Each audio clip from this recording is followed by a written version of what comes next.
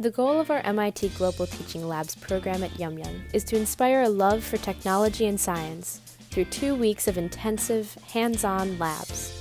Yeomyung is a school for North Korean defectors in South Korea. And although it's impossible to imagine where our students have been, in 99 out of 100 ways, they are normal students.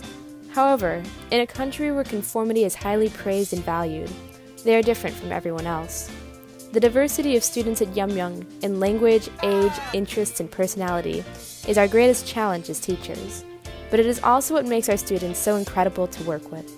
And it is what has brought me back to Yeomyung these past 3 years. Because these students have a background no one else can ever understand, it is even more important to empower them with the ability to make a difference. I think STEM can be that tool that allows someone to change the world for the better. The goal of our camp is not simply to improve their STEM skills, but to show them the impact they can make through STEM. One of our biggest challenges in developing workshops is the severely different experiences that the students have had with different topics in STEM. For example, some students had learned complex circuit concepts in middle school. Other students had difficulty understanding how breadboards and basic circuits work.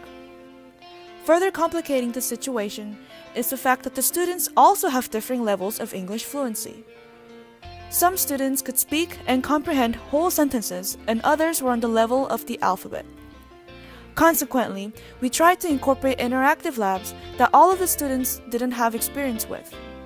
We tried to teach through demonstration rather than rely on language to communicate technological concepts. I was impressed by how excited the students were to tackle every lab.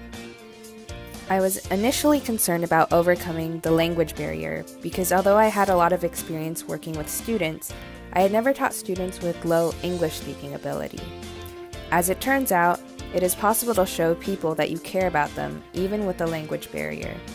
For example, I wrote a program that played Yuruma's River Flows in You for 2 students who are passionate about music but not coding.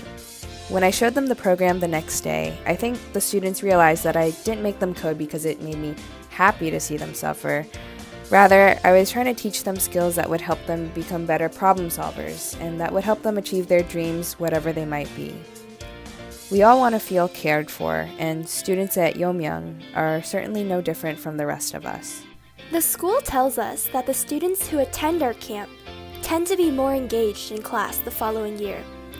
This year, we had the privilege of attending graduation, and I was really proud when 2 of our graduating students from last year excitedly told us that they were going to college for artificial intelligence and machine learning, respectively. Last year, I asked a student named Lucy why she wanted to study chemistry. She told me that she wanted to be a chemistry teacher so that after reunification, she wanted to go back to North Korea and build a college and teach chemistry, because North Korean students are drastically behind in education. Although we are technically the teachers in the classroom, our students teach us to be resilient and selfless and optimistic for the future.